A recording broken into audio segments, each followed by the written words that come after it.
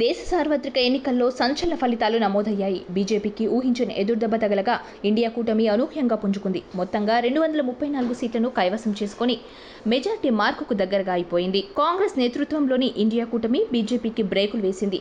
ఉత్తరప్రదేశ్, రాజస్థాన్, మహారాష్ట్ర, పశ్చిమ బెంగాల్లో ఘనంగా సత్తా చాటింది. అయితే బీజేపీని మాత్రం అధికారంలోకి రాకుండా అడ్డుకోలేకపోయింది. 10 ఏళ్ల పరిపాలన తర్వాత కూడా ఎన్డీఏ అధికారాన్ని ఏర్పాటు చేస్తోంది. అయితే ఈసారి కాంగ్రెస్ గతంతో పోలిస్తే చాలా మెరుగైంది. గత 2 సందర్భాల్లో కనీసం ప్రతిపక్ష హోదాకు అవసరమైన సీట్లను కూడా సంపాదించుకోలేని ఆ పార్టీ ఈసారి 100కి చేరువలో 99 సీట్లను కైవసం చేసుకుంది. 2019లో 52 సీట్ల నుంచి ఈసారి 99 సీట్లను సాధించింది. అయితే కాంగ్రెస్ పుంజుకున్న మాట వాస్తవమే అయినప్పటికీ అధికారంలోకి రావడానికి మాత్రం ఈ నెంబర్ సరిపోలేదు. ఒకవేళ కాంగ్రెస్ 140 నుంచి 150 సీట్లు సాధించుంటే సంకీర్ణ ప్రభుత్వాన్ని ఏర్పాటు చేసే అవకాశం ఉంటుంది. 3 కీలకమైన రాష్ట్రాలైన మధ్యప్రదేశ్, ఛత్తీస్గఢ్, గుజరాత్ రాష్ట్రాల్లో కాంగ్రెస్ కొంతవరకు తన పనితీరు మెరుగుపరుచుకుని ఉంటే అధికారం హస్తగతమయ్యేది.